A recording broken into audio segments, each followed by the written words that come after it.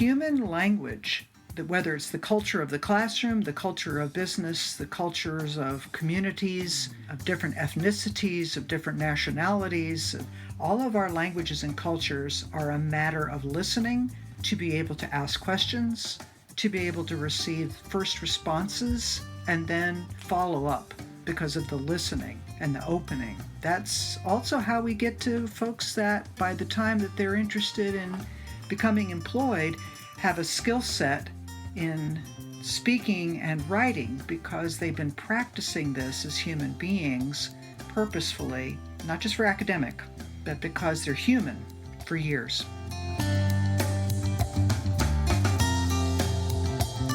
Welcome to Endless Coffee Cup, a regular discussion of marketing news, culture, and media for our complex digital lifestyle. Join Matt Bailey as he engages in conversation to find insights beyond the latest headlines and deeper understanding for those involved in marketing. Grab a cup of coffee, have a seat, and thanks for joining.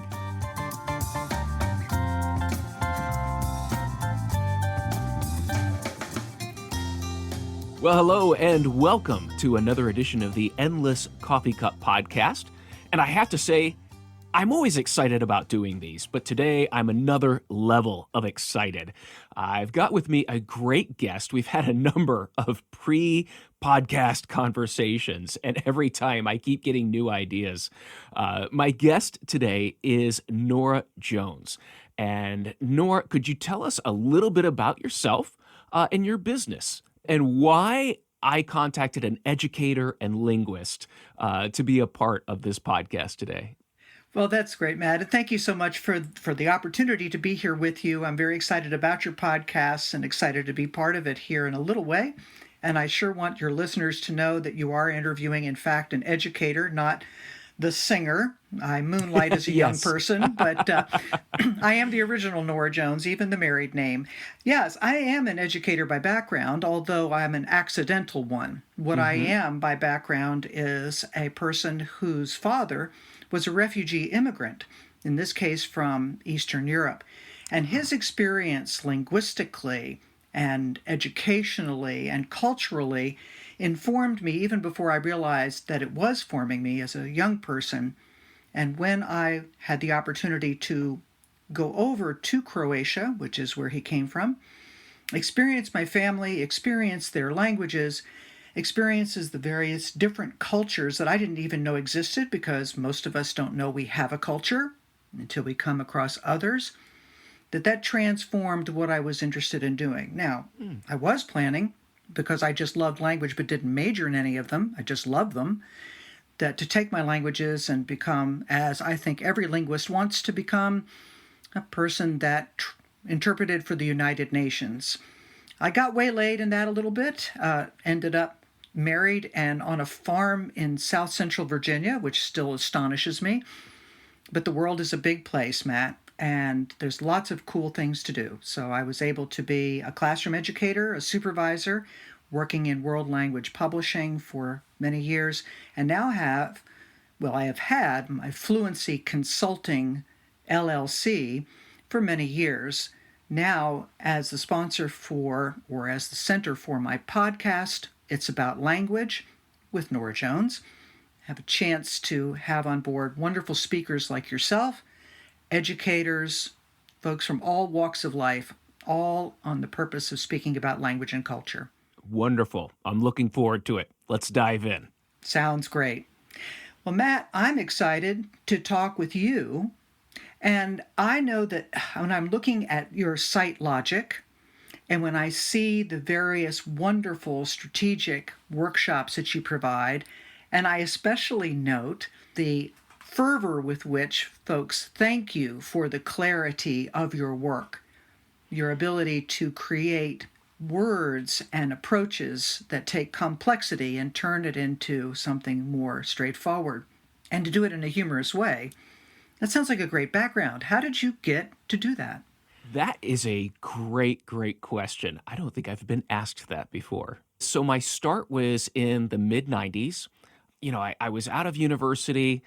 I had an interest in the internet, but not really a way to do more with it. So I went into real estate. Now, I had a journalism background, But what that taught me is that I didn't want to be in journalism. I was money driven, so I went into real estate. And I got into selling commercial properties, hospitality properties, bed and breakfasts, things like that. And I realized very quickly that the market exposure that I had with local advertising was very small. And I needed to hit a national or international audience with some of the properties that I had. So I started building websites. And so I taught myself programming, I taught myself analytics, I taught myself all of these things. And I think part of that experience made it easier to relate to people Ah, because I did not come from a technical background.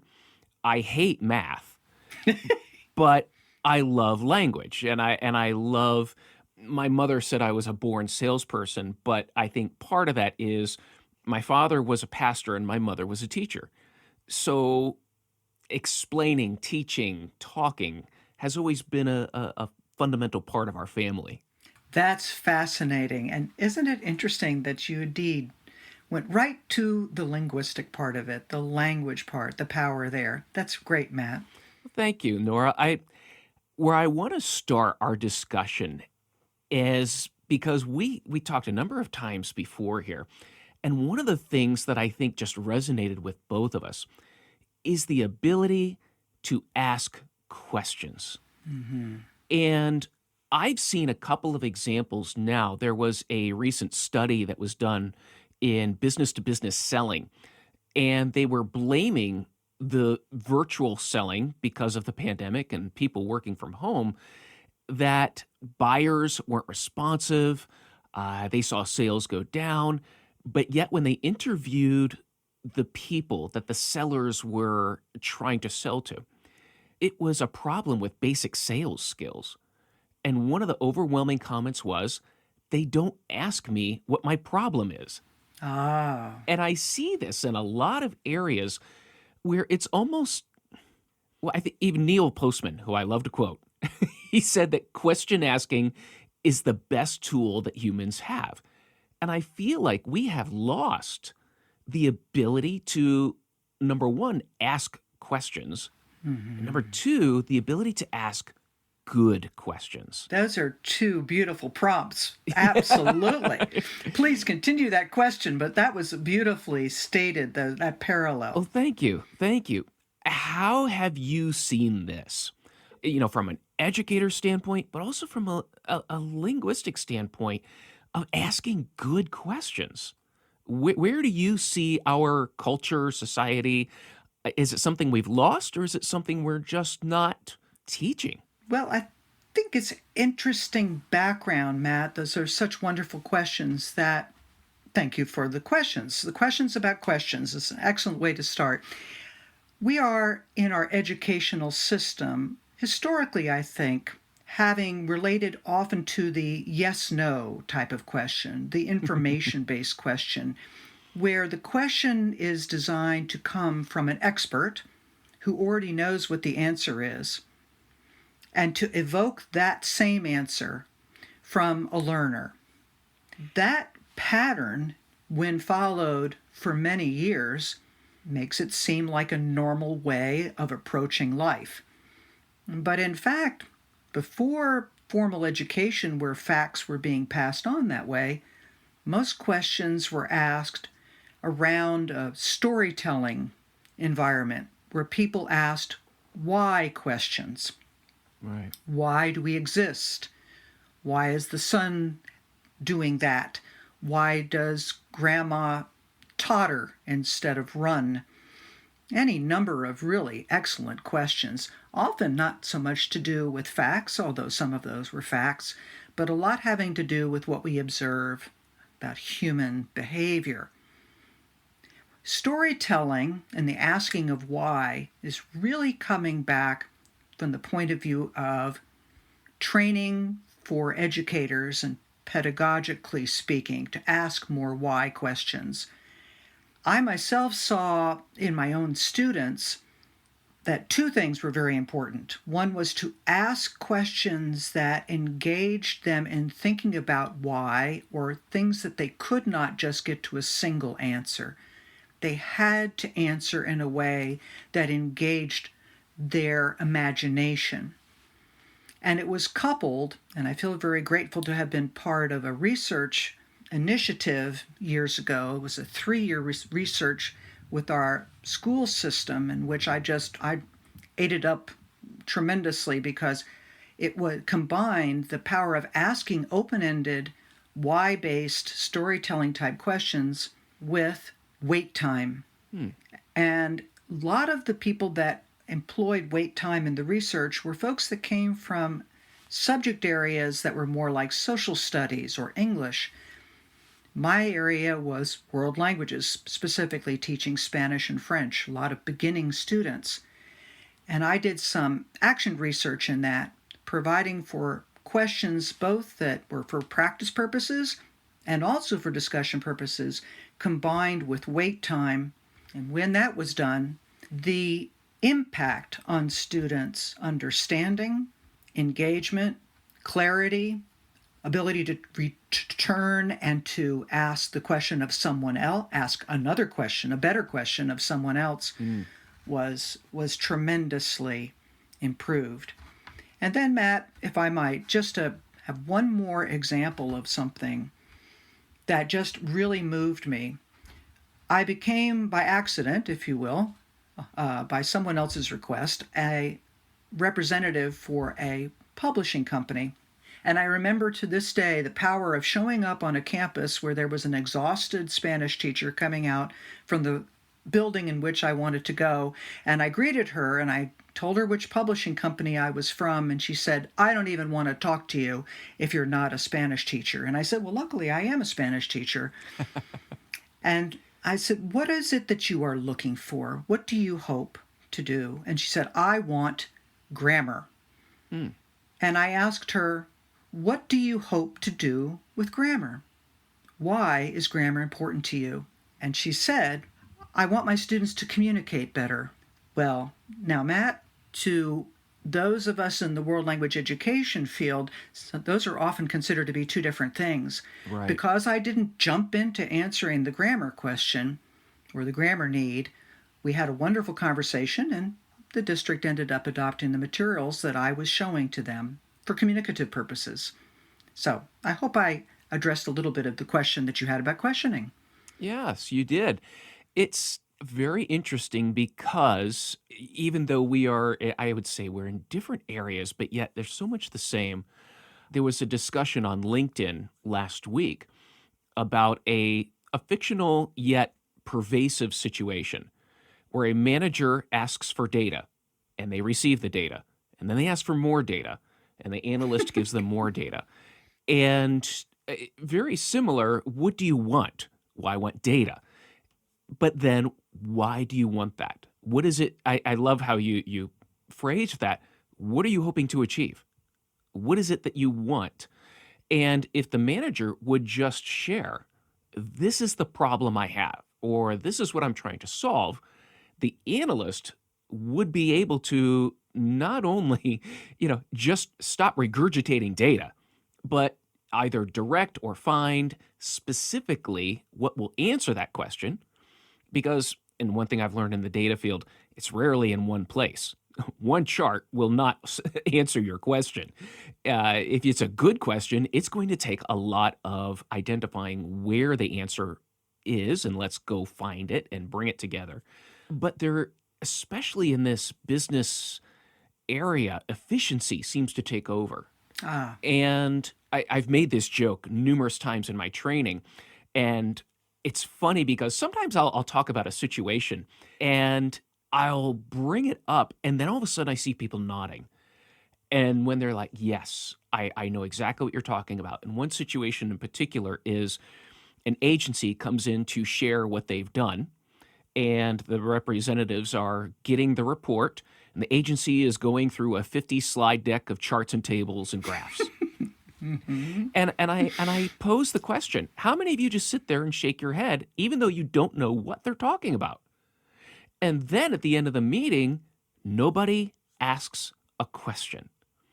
Now, the reason why they don't ask the question is because no one wants to be that person that asks a question and makes everyone stay another 10 minutes. Yes. Because everyone's like, ready please to get let us out. leave. Yes, Please let us yes. leave. And so I pose that question that, do you realize that because you don't ask questions, you will never see improvement, and you will be doomed to repeat that same meeting every month for the rest of your career? Because no one's going to change. And isn't it fascinating? I take you back to what you said before you began that particular story. Efficiency. Efficiency. What could be less efficient than redoing or never accomplishing or accomplishing only in part that which was your purpose in order to be able to rush through additional data or to get more on? It's surprising. You're speaking about online marketing and you're speaking about training people in the marketing field, but I have in my head here the image of it's very efficient to do an activity. I am thinking of one specific one in a textbook, which has 12 questions. Just get her done. Right, right. But if one says, what is our purpose here, provides a bit of data, as it were, and then says, how did the data, how does that serve your needs? And spend time reflecting, because this particular activity of 12 questions in front of students with the questioning and then the wait time allowed for the reflection, which allowed for students to begin to bring in additional questions they had, and specifically information that they had that I didn't know about the neighborhood in this case. And we ended up with a significantly higher achievement on the purpose for which we were doing that doggone exercise anyway, which was to speak about where things were found and how we and when we went there. This is important in language acquisition, of course. But the fact is that they became so focused on the why and the bigger picture that they more or less effortlessly went through working with the communication elements that otherwise they would have been afraid to use. They would have probably used more badly, and they would have been embarrassed to make more sounds because it weren't perfect. It seems very analogous to what you are saying when you come to the end of a meeting and people are afraid to make a sound, potentially just to leave, but also to accomplish their purposes. Right. Do you agree, Matt? Does it seem analogous to you? Oh, absolutely. It's efficiency as defined by, I would say, the instructor or facilitator. Is our goal for efficiency to get this done in a timely manner and move on to the next problem or the next meeting? Or are we trying to be efficient in business, efficient in our learning? What's the goal? What are we trying to accomplish? So it depends, I think, a lot of how you're defining efficiency, because that will be the justification for not asking questions or spending that extra 10 to 15 minutes in exploring things a little deeper. You know, Matt, it's so wonderful to feel the connection between what we would label in the world language education field as proficiency, that I never thought about it in terms of what you are speaking about with regard to marketing and to training forces and getting quality work done for corporations, companies, organizations. The turn to proficiency in the world language education world means that questions of all types are asked in order to become proficient in the language, not to accomplish the finishing of a chapter, the accomplishment of a textbook, the filling out of the grammatical chart, which is the equivalent of answering all of the data point questions, it strikes me. Absolutely. There's, the check boxes. You can go through that. I'll say this, probably one of the, and I teach this a lot especially when I teach analytics, which can be a very boring and dry subject. I've seen the reviews. But I teach people that to do analytics properly, and I look at it more of who are the greatest analysts I've ever worked with. The one thing they had in common is they could ask questions, and they asked great questions. And the questions were all focused on business efficiency, business profitability. It wasn't that they had a great business knowledge, but they would ask good questions about why is this like this and could it be improved? And if it was improved, what would the impact be? They're great questions. And when I was hiring people into my agency, that was what I watched for, is what kind of questions they'll be asking. If they ask how-to questions, right away that tells me they're not self-motivated. They're not doing their own investigation to do their job better. Put it this way, here's one of my best analysts I had. I gave him a task, and afterwards he said, well, how will I know the impact of that? How do you measure that? And what does it look like? Oh, immediately, I know. I'm like, oh, let me show Yes. you. And Yes. then I showed him more stuff, and here's how you can measure this, and here's what happens. And he kept asking. Well, then now he's analyzing. So now he's analyzing what he did, what I'm showing, and so he's putting the everything together, and it's creating new questions, and you could just see the wheels turning, and it was all because he asked the right question, rather than just that, well, how do I do this? Which I equate that to, how do I make you happy? Yes, and it is the rough equivalent, no question. Well, there may be hope, Matt, in the sense, or at least for language learning, and I think it's happening in the other educational discipline areas, and that is many students, and especially those that are currently found in our schools, both in the K-12 and also colleges and immediately afterwards, are of a generation whose, shall we say, reputation, is appropriately, I need to understand what impact this is going to have in my life. They, like many students before them, but very effectively, are asking the question, why am I doing this? And part of what happens in language education is that the why am I doing this, which was answered very rapidly, to speak with other people, is now becoming more finessed.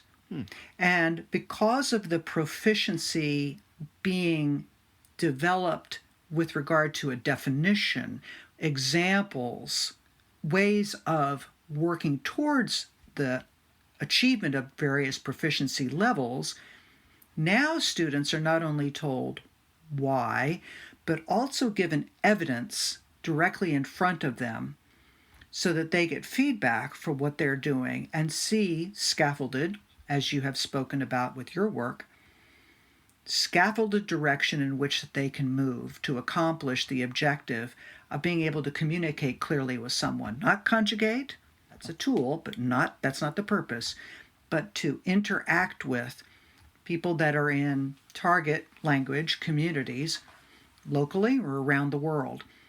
And that's, I think, going to be a very powerful change for those folks that you will come across in the work that you do.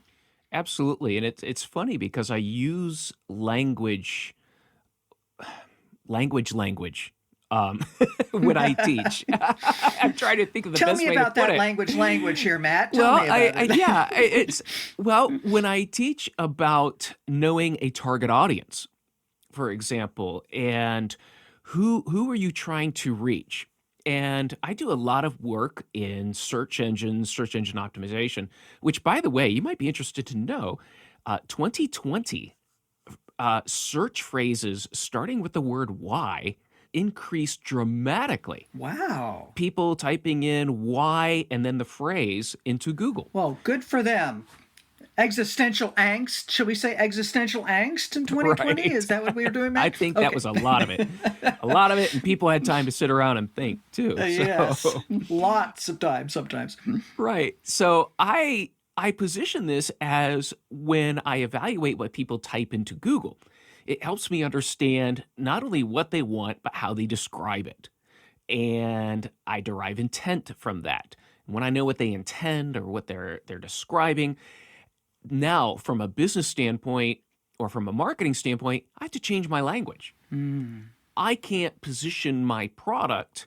I have to learn what's important to my audience and speak their language so that I can be found when they search for it. That's just the basis of online marketing. Uh, Early days, I would work with companies that they had their own internal language. They had their own internal, what they call the product and what it would do. And they would put that on their website. And it wouldn't be found by anybody because people were just entering in and searching for what their perceived need was, or what their problem was, or what they thought the product was. And if the two languages didn't connect or weren't the same, no one would be found. So I use, like I said, the language of telling them that you need to speak your customer's language. You need to know what language they're speaking in needs, in perceptions, in problem solving. Because if you don't speak that language, you'll never meet them.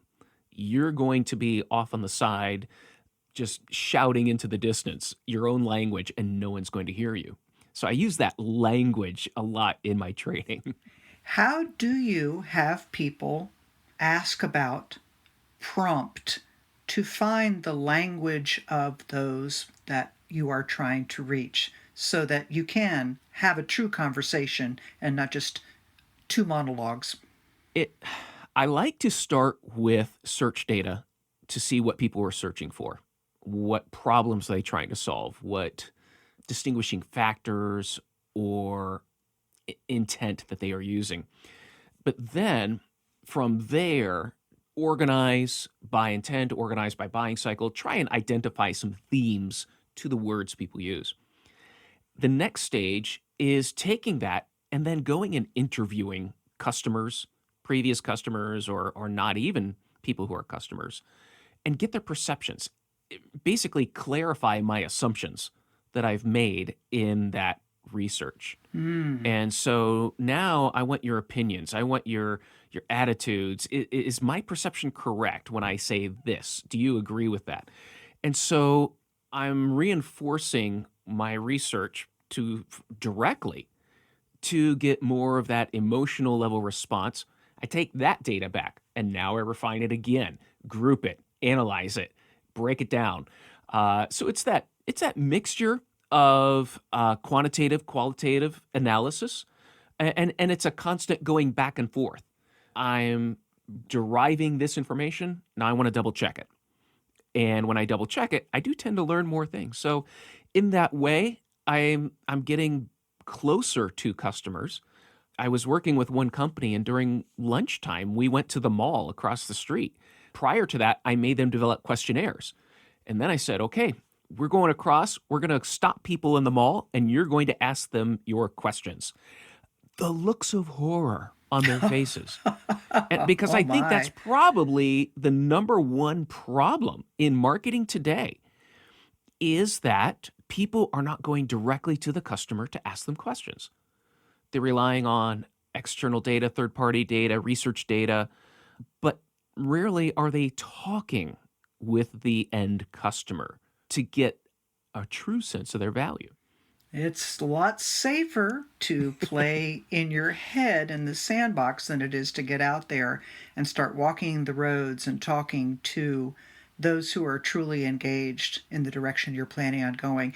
You know, Matt, Absolutely. You've been through educational levels of all types.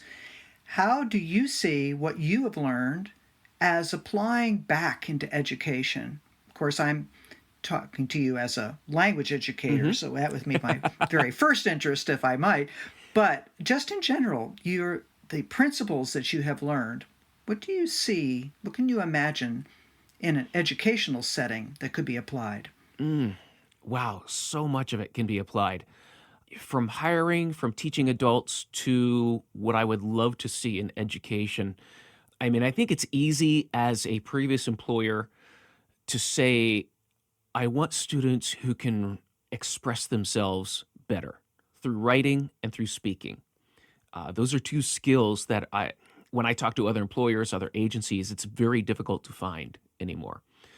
Because even in business, and this is starting to take hold, and I'm so happy to see that, is that I'll teach you the skills I want you to have. But the intangibles are your ability to communicate. And we call that the soft skills. And there is a trend right now to hiring soft skills, people that can communicate. that can capture people's attention, that have excellent writing skills. Great, because those are harder to teach. They're harder to instill. And now when it comes to optimizing a website, I could teach you that because you have demonstrated capabilities of reaching a level of understanding that it will be very easy for you to really integrate what I would call more tactical, discipline-related content. That's the trend that's happening right now in business. And I wish that would filter into the schools is not just these facts and figures. That's not going to do it. It's your ability to present. It's your ability to persuade. It's the more rhetorical approach that you had described of I'm asking you questions that helps you synthesize the information, which now enables you to ask better questions. That's what employers are begging for right now. And it is so beautiful to hear that. One can preach to one's own choir.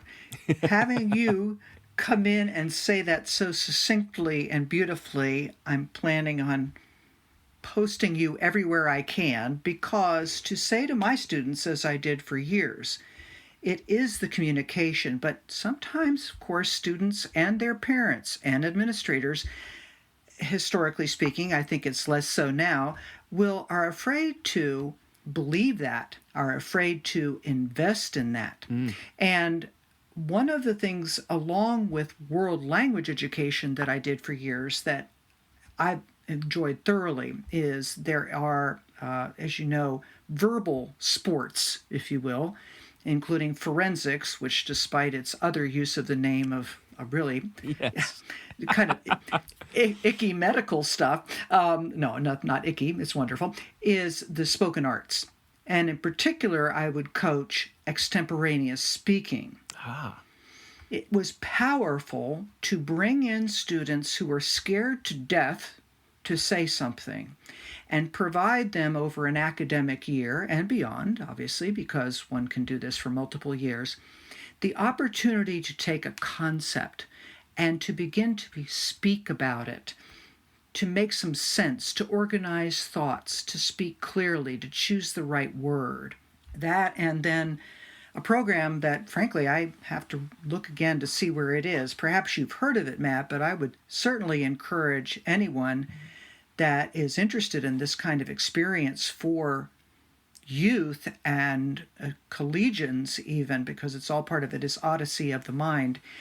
That coaching in that provided an opportunity for students to begin to ask these exact questions. Given something to accomplish, all the rest of it was for students to ask questions and reflect, and the coach to help to give that space for that. That can provide a huge change in what you are looking for and what employers are looking for, what we need for clarity of thinking, but also for, as you said, it's beautifully said, you can train other things. It's the communication skills, written and spoken, and that has to be annually a huge emphasis cross-curricularly. So that's fascinating and very powerful and very encouraging for students who are still working. You don't have to be a Picasso at it when you're in 8th grade, right? Just start, okay? If you are a regular listener of Endless Coffee Cup, well, you know I love coffee. If you are listening for the first time, then the name of the podcast should be a big clue. I love conversation, and I think that we have a lot to learn from each other if we only take the time to sit and talk over a cup of coffee. Maybe we'll come to a resolution, maybe not, but at least we've learned from each other. It's in this spirit that I'm happy to announce a regular sponsor of the Endless Coffee Cup, a coffee sponsor. In Care of Coffee is a coffee company that is unique in the market.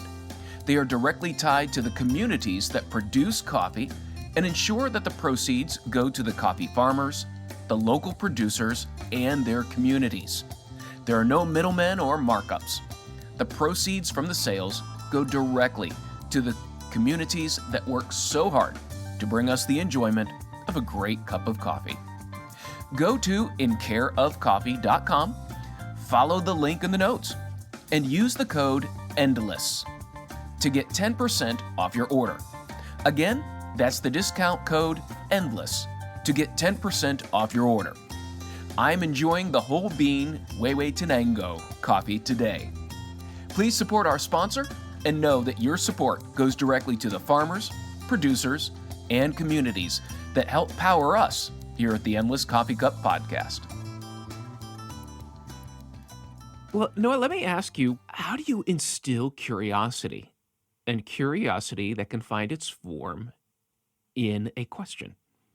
What a great question. Oh, man.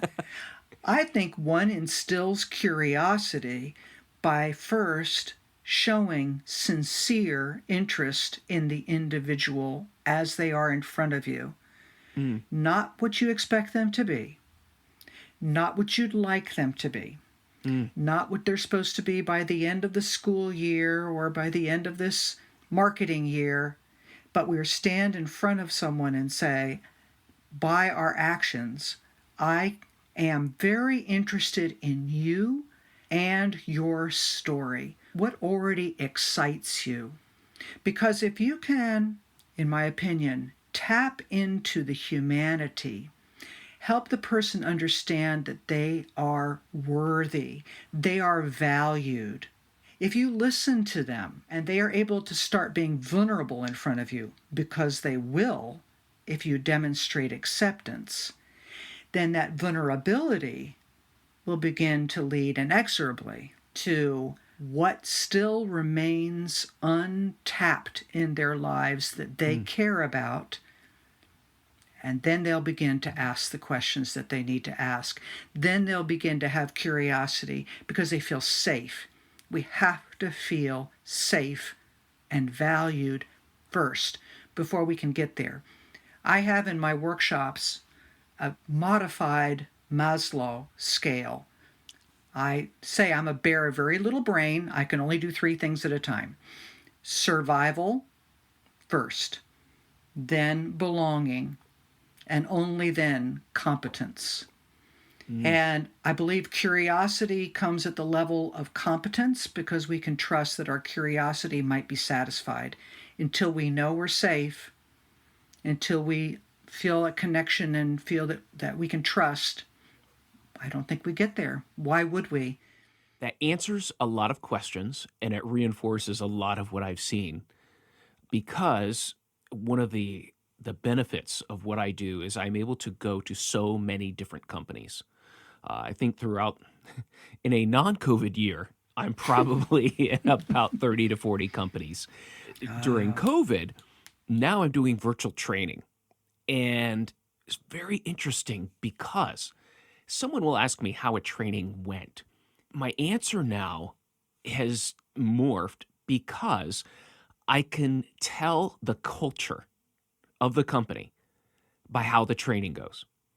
And what you said about being safe and valued, questions, concepts, freedom to speak are so evident at companies that have an amazing work culture.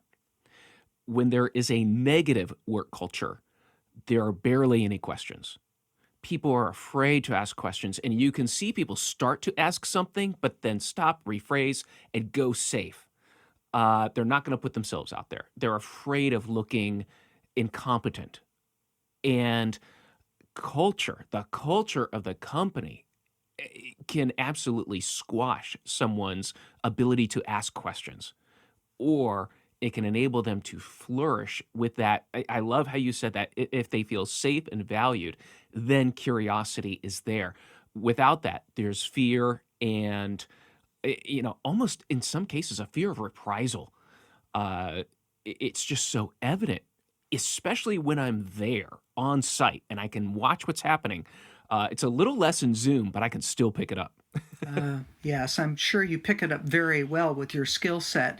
No question. And our vulnerability levels can be fairly easily crossed, if you will. We don't have to embarrass ourselves tremendously or feel completely crushed. in order to want to avoid that pain. We don't have to touch a full speed electric wire. We just don't want to be near something that stings. And that's absolutely critical to making sure that people indeed feel that they have hope in their participation.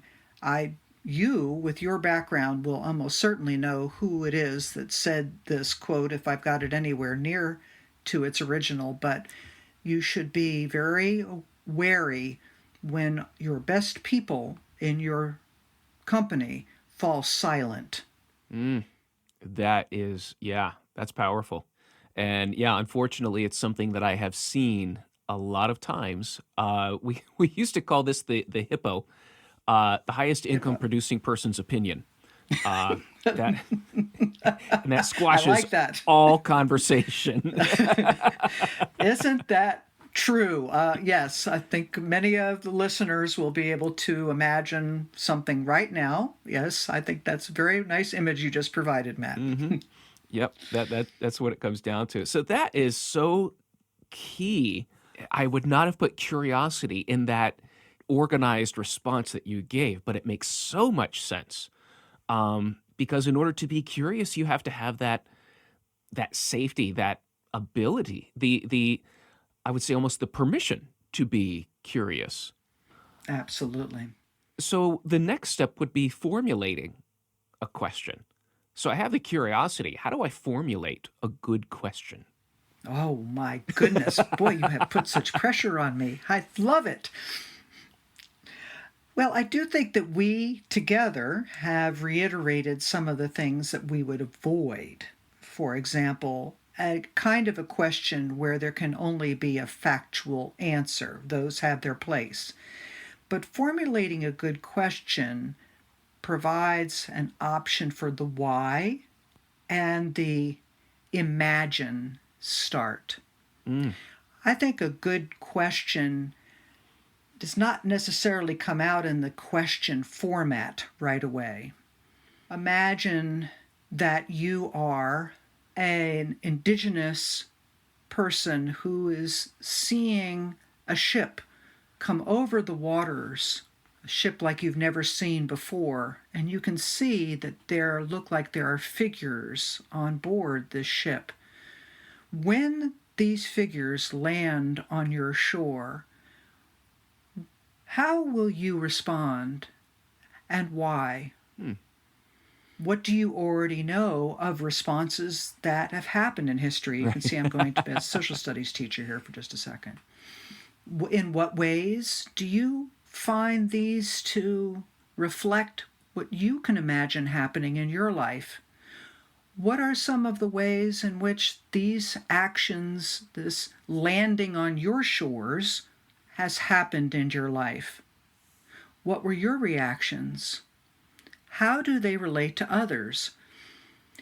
There's kind of an ongoing, and each one of these, of course, is done after separation of time, and part of what that implies, what I just did with that list, by the way, Matt, as evocative or non-evocative as you may have found it, is that when adults begin to answer questions, I believe that the best thing that happens is that the person that asked the original question evokes a question next based on the response heard rather than on something planned. That questioning, I believe, at its best is open-ended response that evokes the experience of the person asked, evokes their responses, as in their responses to the experience in their past, evokes their emotions, evokes their beliefs, evokes their opinions, yes, but opinions based on experiences.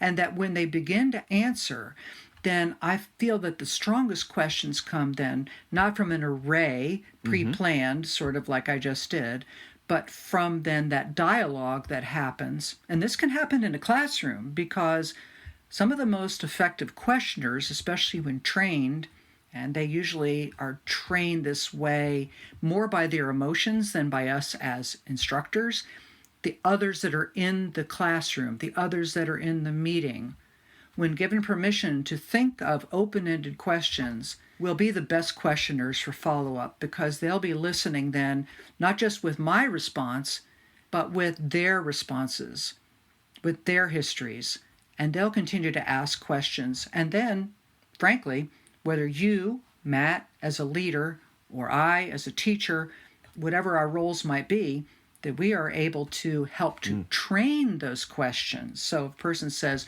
well, were you happy? Perhaps we can open up that question to say, what were some of the emotions that you had? And train all the rest of the people in the room to be questioners, exponentially more effective than just guiding it ourselves. So those two aspects, well, three aspects, I suppose: open-endedness, which we repeat, listening carefully so as to not necessarily have a litany from which we read, and then inviting and training others to be our co-questioners in the same approach, I think exponentially grows the ability to have excellent, insightful answers that have meaning for people. Wow. Yeah, this was great. Very, very good. It causes me to think of the Socratic approach. So in college, I took a number of courses on persuasion, marketing, and one thing I loved is my professor used Aristotle's rhetoric. And that, I think, is what started a lot of appreciation for the classical. But then when I started reading some of Socrates and some of the dialogues there, what fascinated me was his ability to come up with really good questions. And Yes. when I first started reading, what hit me the hardest was I don't think I would have asked that. And rather than, this is supposed to be the wisest man ever. He's not answering anything. He's not answering giving anything. any answers. But the ability to dissect the question that was given to him, to properly understand the motivation of the question, the terms of the question, and it really gets down, and a lot of times, and I get into this in the business realm, what do you mean by fill in the blank? That I have learned more and more is so critical. I'll give you a business example. One of my classes I taught the other day, we were talking, and someone was saying that, well, my job is to provide good leads for the business. And I said, okay, let's stop here. Because now all of a sudden my Socratic, Yes. it's all kicking in. I'm like, what do you mean by good? and Yes. and now, is it good? Are they defining good by you got a lot of leads, so by the amount of leads? Do you find good by the quality? They're high quality, meaning you don't have to work them that hard. They're going to turn into sales. Or are they defining good by the cost that it took for you to generate those? And immediately, I was so happy because they got it. They understood immediately what I was going for. And all of a sudden, now they realized this is why my reporting is being missed, because I'm reporting on aspects that are not important to them. I'm filling up this report. And she said, he is most concerned about cost. And so my reports should focus on costs. And I'm like, yes, she's got it. Wow. But She's got but it. what Brilliant. it was let's pull this adjective apart. What do you mean by good? And just by defining that, it transformed her understanding now of how do I report, what I'm looking at, how to answer the right question. I love that story. And I was, one of my podcast guests is a professional philosopher Oh, for whom Socrates was the game changer of her life. And perhaps I should be careful as I admit this in front of business folks, right? But the reason that at least she spoke of why Socrates was had to drink himself to death, if you will, was because unlike other philosophers, he believed in exactly that process that you just experienced, namely, everyone is an expert, or there is no expert per se, that each of us has an ability to contribute. And that goes against the grain of hierarchical societies of all kinds, not just ancient but modern, not just philosophical but financial. And I think that that's an interesting thing to know, that Socrates had those questions, that dialectic going on, in order to be able to demonstrate that in all the expertise really needed was right there in that wonderful question that you asked that evoked all of the answers that were needed to solve that problem. That's great, Matt. Well, it just wasn't me. I've been in the same boat, you know? Yes. And now I feel like now a good part of my career, I'm finally understanding why these misunderstandings happen, why people spend weeks putting together a presentation that nobody cares Nobody about. cares. Yes. And it's always driven me up a wall that has happened.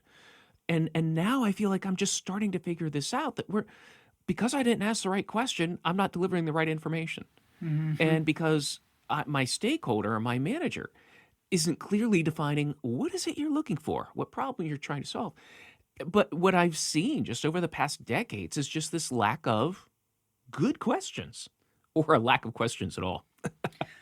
Well, and questions, again, we go back to the issue of vulnerability and of survival and of our sense of competence.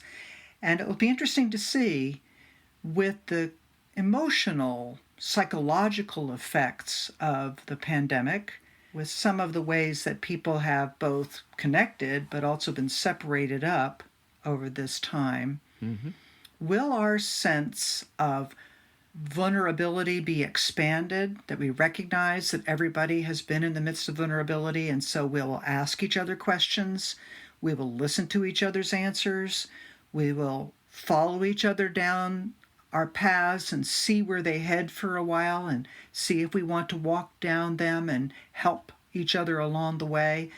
Or will we find that we are more frightened, that we ask fewer why questions, fewer questions that evoke the curiosity, because we are recuperating emotionally ourselves? I'm not sure which direction we will find that we're in, probably a little bit of both. But we will need each other, and we will need to ask each other questions and listen to each other's answers and follow through more, I think, than ever. That is beautiful. Well stated and beautiful. I love that. Love that. That is a great, great summary. Nora, I've got one other question. All right. And now I'm switching gears on you here. Because as a business educator, adult educator, why do I hate multiple choice questions so much? Well, with your mind, that's way too limiting. There are no three choice answers. By golly, I don't think. Seriously, you don't like multiple choice questions, right? Well, it was one of the things. So when I finished my master's degree last year in instructional design. And at the end of every unit, I had to take a 50-question multiple choice test. And I rarely perform well on those. And it was explained to me, because I'm an adult with life experience, it makes it more difficult, because I see everything as it's not black and white. But at the same time, I feel like it didn't really capture what I understood. And so I was working with another education company, and their challenge to me was, what do you think is a good assessment of making sure someone understood something? And I said, it would be a final essay with one word, why? There you go. So, exactly. Because exactly. I just felt like the multiple choice doesn't really show evidence that I learned. It shows evidence that I memorized a fact. And I have businesses all the time that want evidence that people learned. And what they default to is a multiple choice test. Everyone defaults to that. Well, learning as factoids. Not only that, but there's a presumption that those multiple choice questions are well written, that they include the sentence structure and the information needed in order to choose. And I would say, I may, by golly, that's why I'm over here, I guess, with a microphone, is that those multiple choice questions, which are unambiguous, are factoids that are probably best left to just experiential use. And if that is the way that one would end a very important course, that it is shortchanging itself, shall I say. That longer sentences always run the risk of being written in such a way as to be ambiguous. Well, it could be A or B, depending on whether, and then you, Matt, and others that have understood the material can run all sorts of rabbit trails. And I will say that the internationally known assessments, which are most applicable then to young people getting into schools all over the world, are open-ended why type of examinations.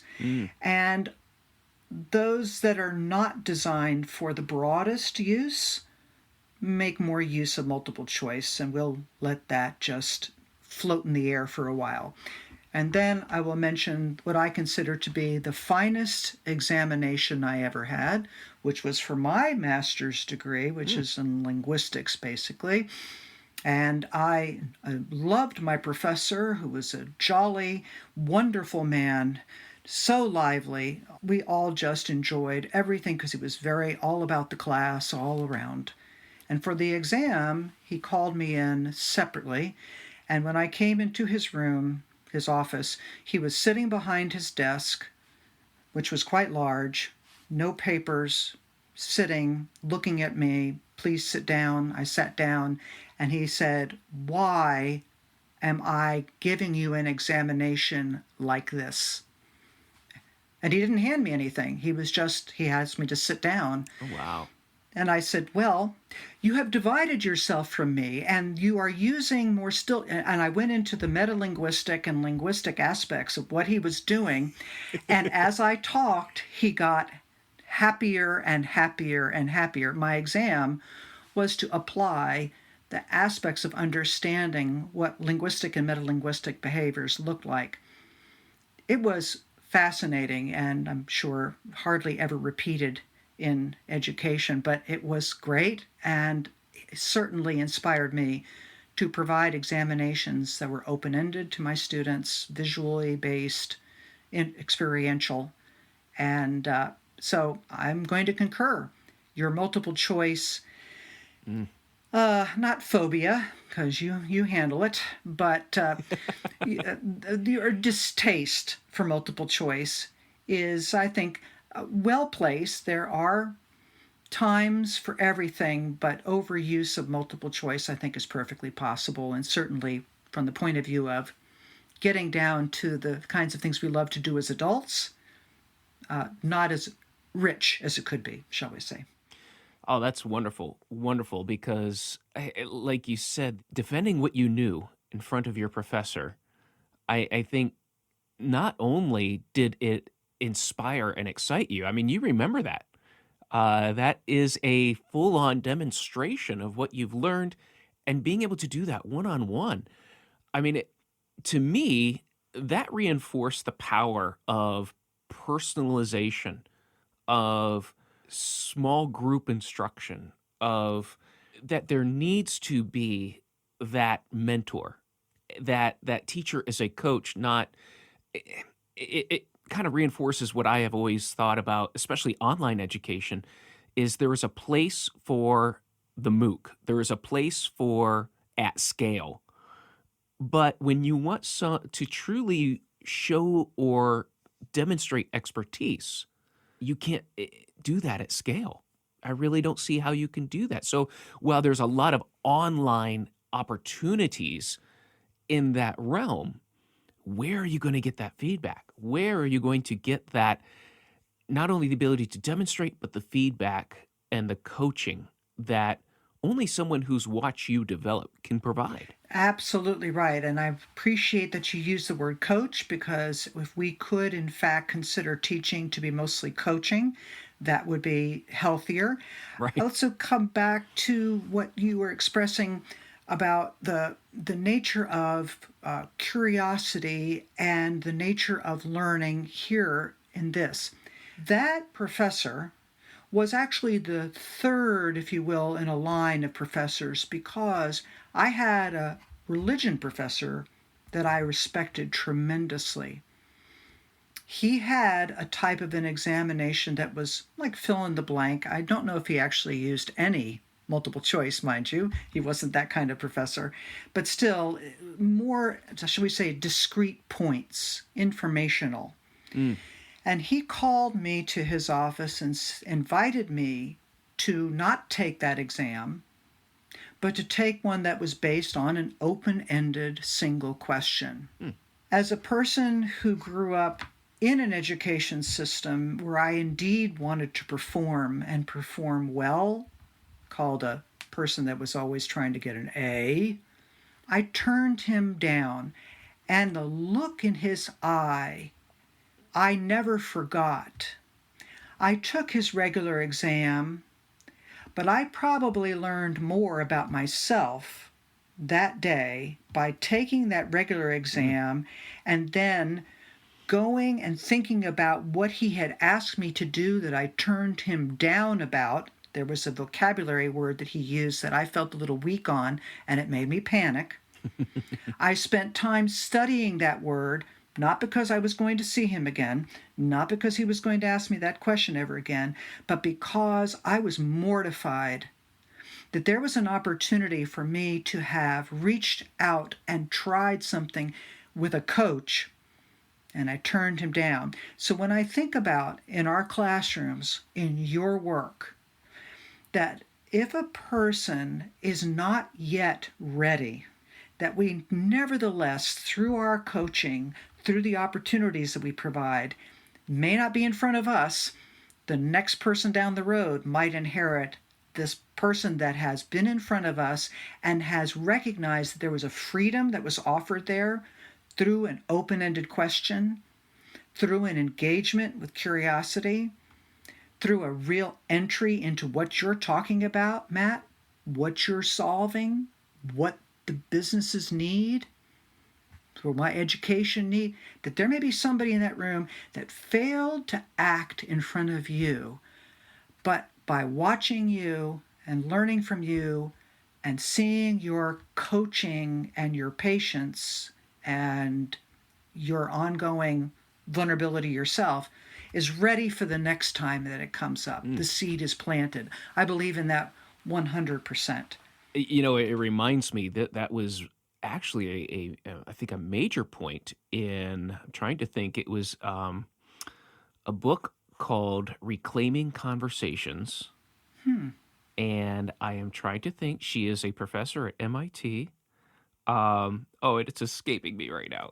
Um, but she did an analysis of online learning and MOOCs and showing the completion rates being very, very low, and then analyzing what made it different to the classroom experience. And the biggest point that she made, and it was surprising, but you just nailed it. The biggest difference was watching the professor of the course take questions Hmm. and how they handled, responded, thought, and wrestled with them and then answered. So it wasn't so much the answer itself, but it was the student witnessing how the professor, because in a text or video format, you brought this up earlier. One of the first things you brought up, the time, they witnessed the professor formulating the response. And in doing so, it motivated them that I can do this. And she points to this as an issue with technology, that the technology forces an immediate answer. And when we, even on a discussion board, if you read a discussion board, you're seeing things as they exist now, not in the time it took for people to formulate, post, respond. That's the discussion board. That's 10 years ago. Now we're pushing into, immediate conversations, responses, emails. That's one of the big things I tell people is just because you receive an email does not mean you have to respond in the same Amen, moment. brother. Amen. Email means you have time to formulate a response. Business communication needs to slow down. But that was fascinating to me because I would never have guessed that as a major factor affecting education. And yet you just brought that right out is watching the coach, the instructor, the professor, as they consider and formulate the answer as being such a key part of the learning experience and the question asking experience. You've reiterated the importance of the relationship. There can be no communication without relationship. We go back to that storytelling aspect, the part that everybody has a story to contribute, that they learn how to tell their story and learn how to contribute stories and questions by observing. And so that coaching is ongoing. I really appreciate your sharing that book, that concept with me right back. I love that because it is the human language, that whether it's the culture of the classroom, the culture of business, the cultures of communities, of different ethnicities, of different nationalities, of different experiences, all of our languages and cultures are a matter of listening, to be able to ask questions, to be able to receive first responses, and then follow up because of the listening and the opening. That's also how we get to folks that by the time that they're interested in becoming employed have a skill set in speaking and writing because they've been practicing this as human beings purposefully, not just for academic, but because they're human for years. Wonderful. Absolutely. That would, I think it would make a lot of hiring managers very happy to see students like that. Well, Nora, this has been such an amazing conversation. I have thoroughly enjoyed our time together recording this, and I cannot wait to get this published and for the listeners to hear this. Where can people find you, Nora, if they want to know a little bit more about who you are and what you do? Well, thank you, Matt, for asking that. I can be found, my website is fluencyonline.com, and there also can be found my blogs and postings of my podcasts with information about my guests. Again, my podcast is It's About Language with Nora Jones, and it's found on all the traditional podcast channels. It's also in transcription form so that those who would prefer to read or who cannot hear can access it. And that's the very best way to find me. Also LinkedIn, so I invite your listeners absolutely to connect up with me in any way they can. That would be a great joy. Fantastic, and I'll have all of that in the show notes. And listener, thank you for joining us. I hope this has been a great conversation that'll challenge you to ask better questions. Thanks again for joining us on the Endless Coffee Cup.